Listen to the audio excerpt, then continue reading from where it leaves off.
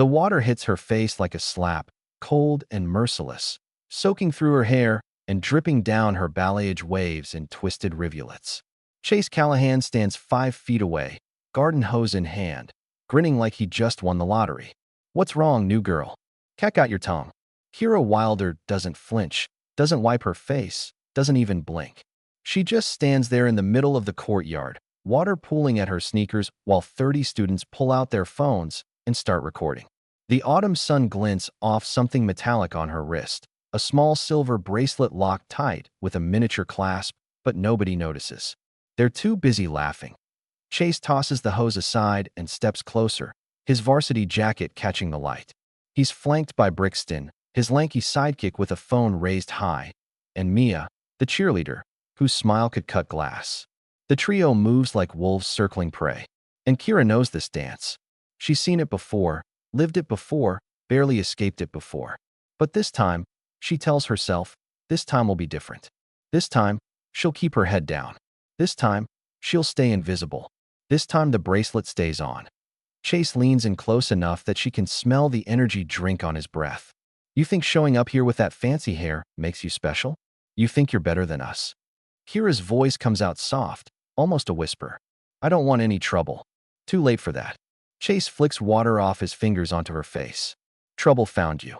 The crowd erupts in laughter, and somewhere in the back, Jonah Reeves, Tech Club president, chronic observer, certified nobody, zooms in on Kira's wrist. He's not laughing. He's staring at that bracelet, at the tiny LED indicator blinking a steady green, and something in his gut says, this isn't normal jewelry.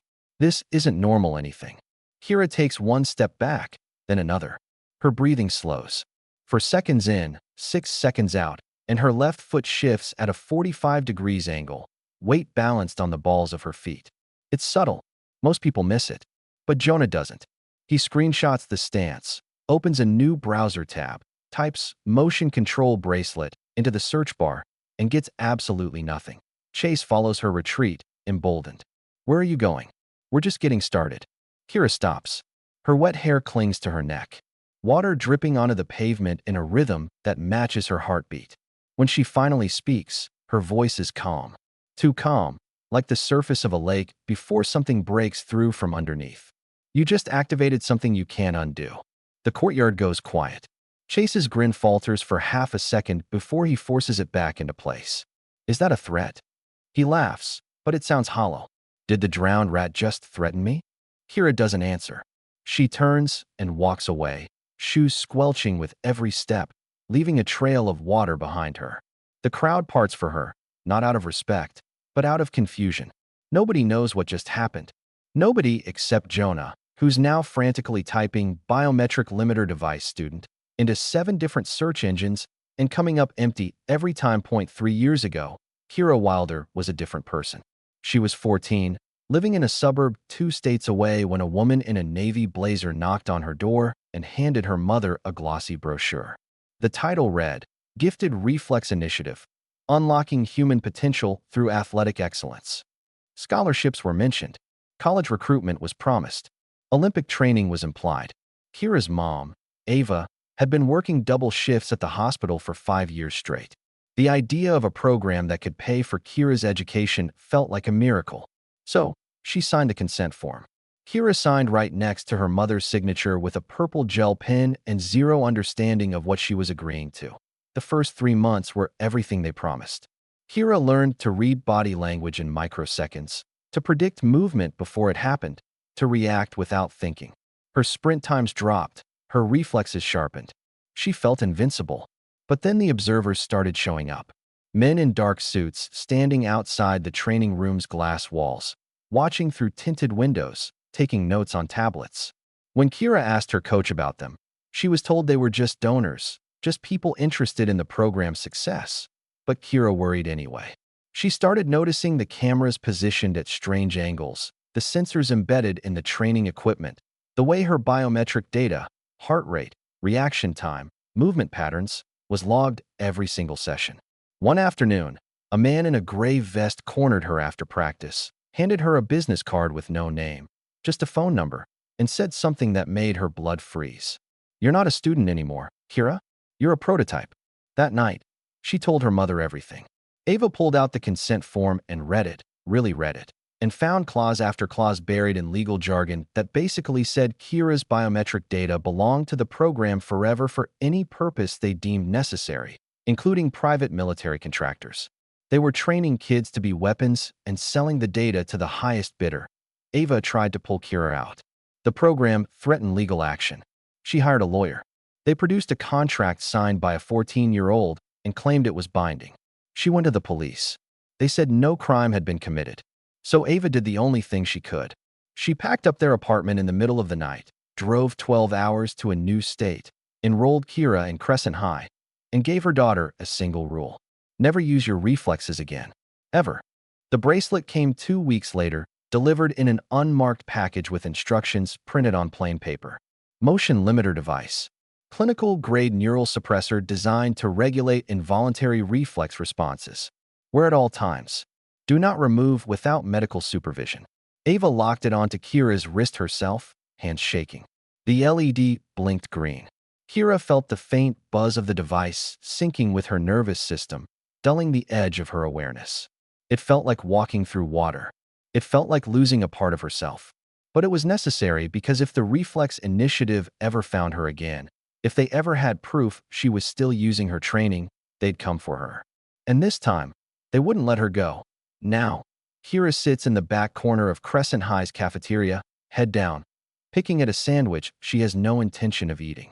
Her hair is still damp from the hose incident 2 hours ago. Brixton drops a stack of printed photos onto her table, screenshots from the video he posted, already at 50,000 views. Each image shows her standing frozen in the courtyard, water streaming down her face, while Chase looms over her. Thought you might want some autographs, Brixton says, grinning. You're famous now. Jonah watches from 3 tables over, his laptop open, his search results still yielding nothing useful. He's tried 17 different keyword combinations. Nothing. It's like the thing on Kira's wrist doesn't officially exist, which means it probably shouldn't exist. He closes his laptop and makes a decision. He's going to figure out what Kira Wilder is hiding. After school, Chase intercepts Kira in the hallway outside her locker. He's alone this time. You embarrassed me today. Kira keeps her eyes on her locker combination. I didn't do anything. Exactly. He slams his hand against the locker next to hers. You just stood there like a freak. You didn't cry. You didn't run. You didn't even react. What kind of person does that? She finishes opening her locker and reaches for her backpack. The kind who doesn't want trouble. Too bad. Chase grabs the strap of her backpack and yanks it off her shoulder, sending books spilling across the floor. Kira crouches down to gather her things, and that's when she notices it. A message scrolled across the front cover of her chemistry textbook in red permanent marker. Robot girl malfunction. Her hands shake as she picks up the book, and for the first time since the courtyard, her composure cracks. Chase crouches down next to her, voice dropping to a whisper. What's with the bracelet? Some cheap souvenir from your old school. Kira's fingers freeze on the clasp. Don't touch it. Oh, now I have to see what's so special about it. He reaches for her wrist, and Kira jerks back so fast that she drops the book again. Chase laughs. Relax. I'm not going to hurt you. Please. Her voice breaks. Just leave it alone. Chase's grin widens. He leans in close and says, Beg me. Kira stands up, shoves the book into her backpack, and walks away. Chase doesn't follow. He just stands there watching and mutters to himself, Tomorrow. I'll get it tomorrow. Jonah, who's been pretending to text on his phone 15 feet away, has recorded the entire conversation. That night, Kira lies in bed staring at the bracelet. The LED blinks green, steady, and rhythmic. She keeps replaying the moment Chase reached for the clasp, keeps imagining what would have happened if he'd actually pulled it off. Her phone buzzes. A notification from TikTok. Brixton's video has hit 75,000 views. She scrolls through the comments until she sees one that makes her stomach drop. Yo, I swear I've seen her before. Wasn't she in that gifted reflex program that got shut down? Kira clicks on the commenter's profile. It's a private account with no posts, no followers, just a username. Observer_4719, her subject number. They found her. She deletes the TikTok app, shuts off her phone, and pulls the blanket over her head. But sleep doesn't come because somewhere in the back of her mind, she knows tomorrow is going to be worse. The next morning, Kira walks into school with her hood up. She's wearing long sleeves despite the warm weather, and the bracelet is hidden under 3 layers of fabric. She's hoping Chase will forget. Instead, she gets an ambush. Chase is waiting by her locker with Brixton and Mia. And this time there's a crowd. Word has spread. Phones are already out.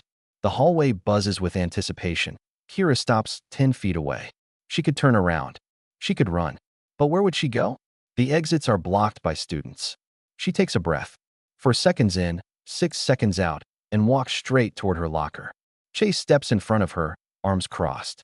"Morning, robot girl." Kira doesn't respond. She tries to sidestep him, but Brixton blocks her path. She tries the other direction, but Mia does the same. She's boxed in.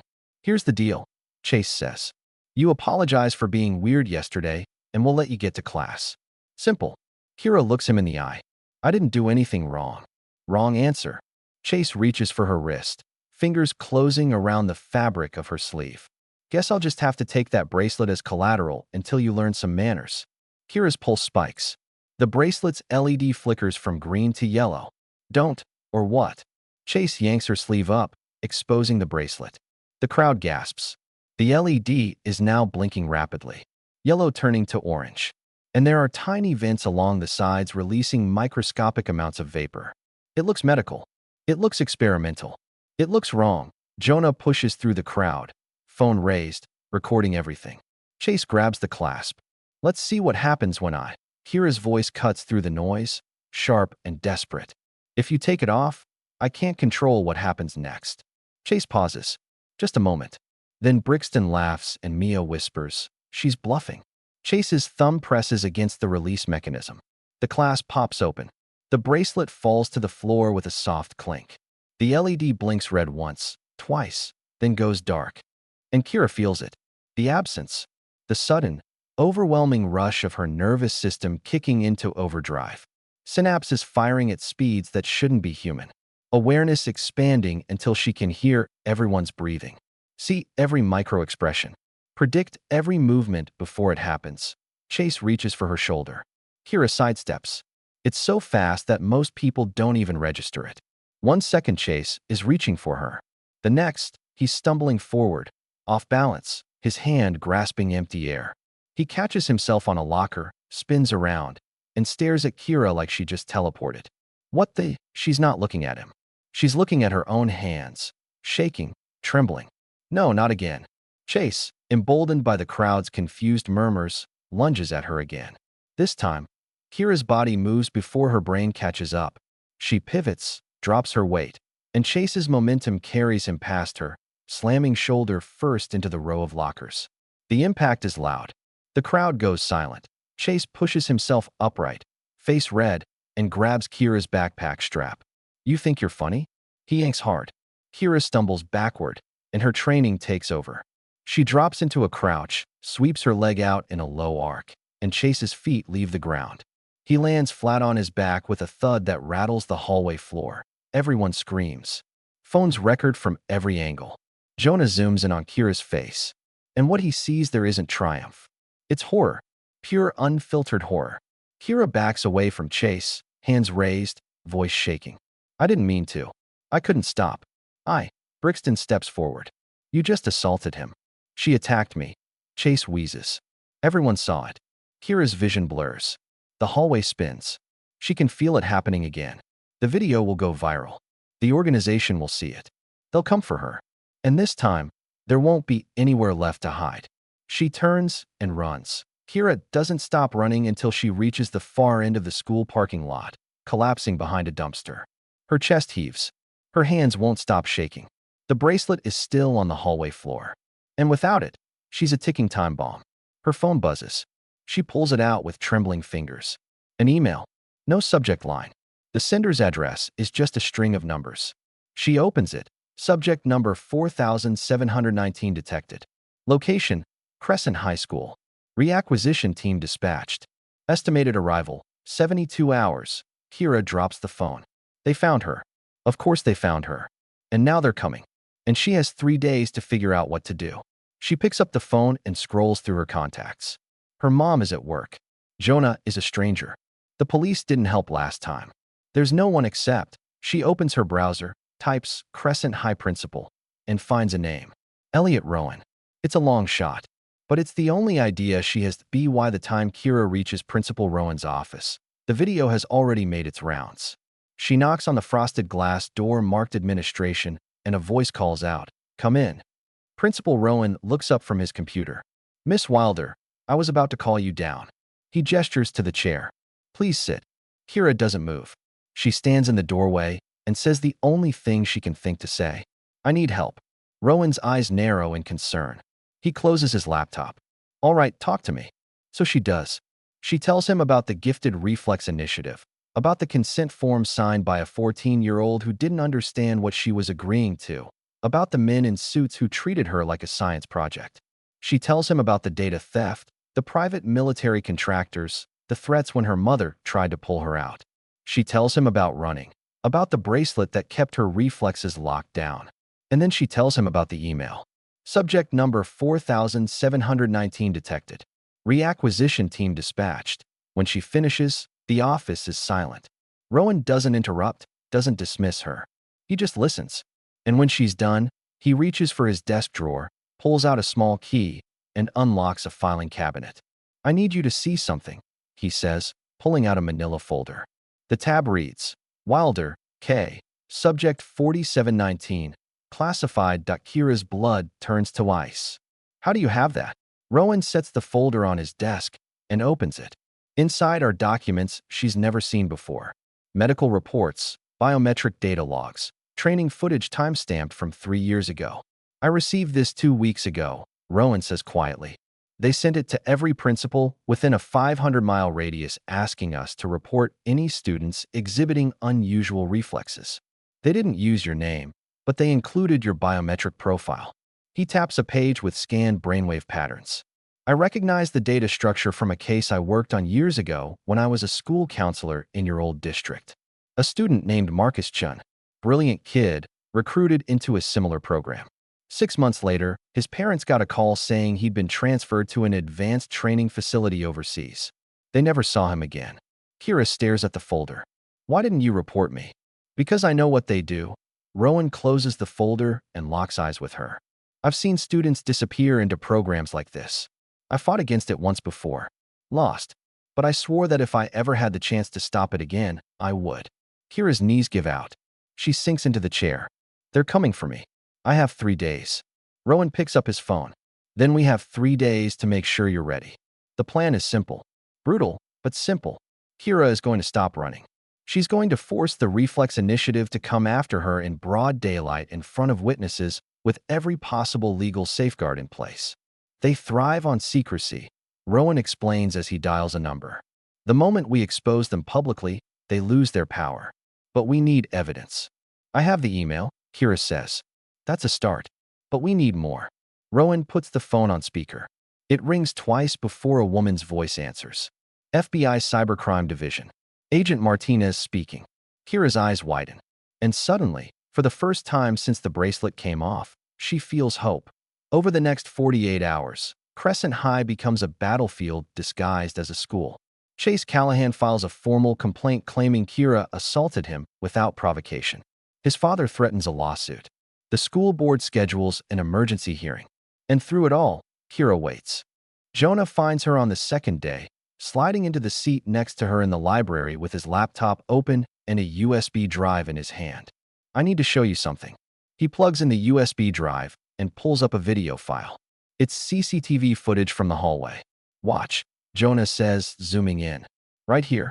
He sees the LED turn yellow, watches it blink faster, and he pulls it off anyway. Kira leans closer. Jonah is right. In the footage, Chase's eyes flick to the LED, widen slightly as the warning escalates, and then his jaw sets in determination. He knew something was wrong. He did it anyway. "That's not self-defense on your part," Jonah says. "That's you reacting to a medical emergency he caused. Legally, you're covered." "Why are you helping me?" Jonah shrugs. "Because I hate bullies, and because whatever you're hiding, it's bigger than some high school drama. So yeah, I'm in." He hands her the USB drive. "Give this to your principal or the FBI." The hearing takes place in the school board conference room. Chase is there with his father, both dressed in expensive suits. Kira sits alone on the opposite side, wearing jeans and a hoodie.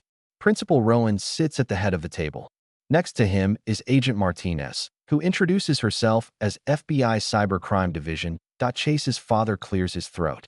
Why is the FBI involved in a school disciplinary matter? Because this isn't just a disciplinary matter, Martinez says calmly. It's a federal investigation into illegal trafficking of minors' biometric data. The room goes silent. Rowan slides a document across the table. Miss Wilder was enrolled in a program called the Gifted Reflex Initiative 3 years ago. The program was later found to be collecting and selling biometric data to private military contractors without proper consent. That's unfortunate, Chase's father says, recovering quickly. But it has nothing to do with my son being assaulted. Actually, it has everything to do with it. Rowan pulls up the CCTV footage. Your son removed a medical device from Miss Wilder's wrist without her consent. That device was a neural limiter prescribed to manage involuntary reflex responses. When your son removed it, Miss Wilder's body reacted defensively.